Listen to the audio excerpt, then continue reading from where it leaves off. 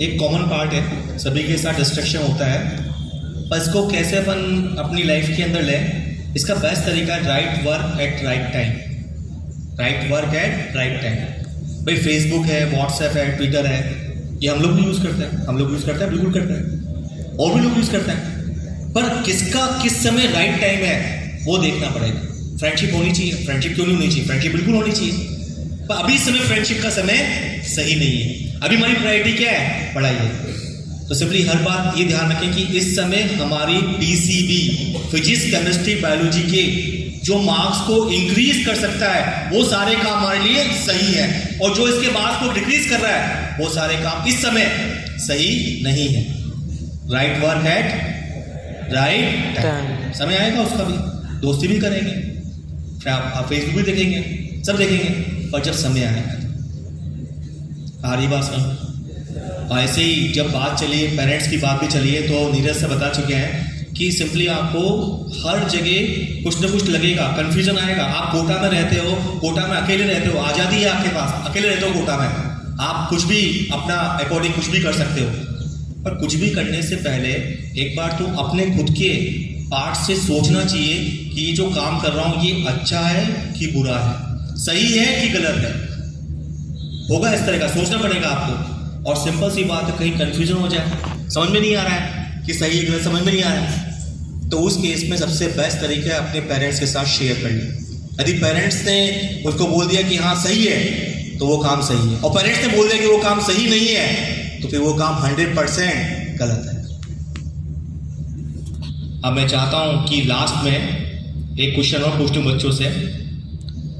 क्या मैं या फिर अमन से बात करें, मैं अमन दोनों से बात कर रहा हूं, क्या आपने एलन का कोई टेस्ट या एलन की कोई क्लास छोड़ी? अमन? नहीं सर, मैंने सारी क्लासेस अटेंड करता था और सारे टेस्ट भी देता था। कई बार ऐसा भी होता था कि मुझे जैसे कुछ टॉपिक टेस्ट के लिए मैं प्रिपेयर नहीं कर पाता था, तो फिर भी मैं टेस्ट देता था, क्योंकि मुझे लगता था कि जो टॉपिक पढ़ा है कम से कम उसमें तो पूरा स्कोर करने की कोशिश करूँगा, तो मैं टेस्ट कभी छोड़ता नहीं था सर। मैं टेस्ट तो मैंने भी कभी नहीं छोड़े थे, बट ऐसा बताया पिछले साल तक क्लास तो बहुत छूटे थे, बट इस साल मैंने एक भी क्लास नहीं छोड़ा था, क्योंकि मुझे पता चल चुका था क्लास छोड़ने का नुकसान क्या होता है। तो क्लास मैंने एक भी नहीं छोड़े थे और ना ही कोई टेस्ट छोड़ा था मैंने।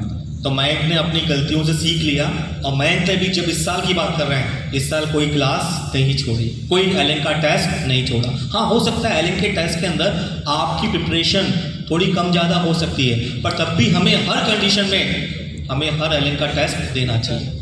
तो कोई क्लास नहीं छोड़नी चाहिए, एलन का कोई एग्ज़ाम नहीं छोड़ना चाहिए। और साथ साथ में एक बात और ऐड करना चाहूँगा, जो भी आपके सब्जेक्ट में है, फिजिक्स में, केमिस्ट्री में, बायोलॉजी में, कोई टॉपिक बड़ा है, कोई टॉपिक छोटा है, कोई टॉपिक में आपका इंटरेस्ट है, किसी टॉपिक में आपका इंटरेस्ट नहीं है, ऐसा हो सकता है, पर तब भी आपको पूरा सिलेबस एक बार 100% अपनी ओर से पूरा कंप्लीट करना है। एक बार तो पूरा कंप्लीट करना है, चाहे टॉपिक छोटा हो चाहे बड़ा हो, चाहे टॉपिक इंटरेस्टिंग हो चाहे टॉपिक इंटरेस्टिंग नहीं हो। हाँ, ये बात सही है, जब लास्ट टाइम आए तो लास्ट टाइम पे आप अपनी स्ट्रेटेजी बना सकते हैं, पर एक बार तो पूरा कोर्स अच्छे से कंप्लीट करना ही करना है, क्योंकि कहीं से भी कोई सा भी क्वेश्चन आ सकता है। अब मैं चाहता हूँ लास्ट में मानक मेहता सर इस सेशन के अंदर जो भी बच्चों ने सीखा है उसे कंक्लूड कर दें।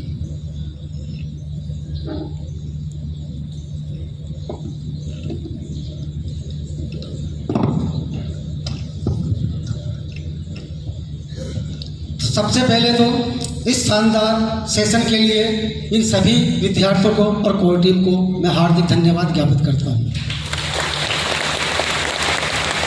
और डियर स्टूडेंट, इस सेशन से अब आपको ये तो एहसास हो गया होगा कि वास्तव में हम जाने अनजाने में जो कुछ भी करते रहते थे, जिससे हमारी स्टडीज़ में कहीं ना कहीं किसी न किसी तरह के हर्डल्स चलते रहते थे। आई थिंक वो सारी चीज़ें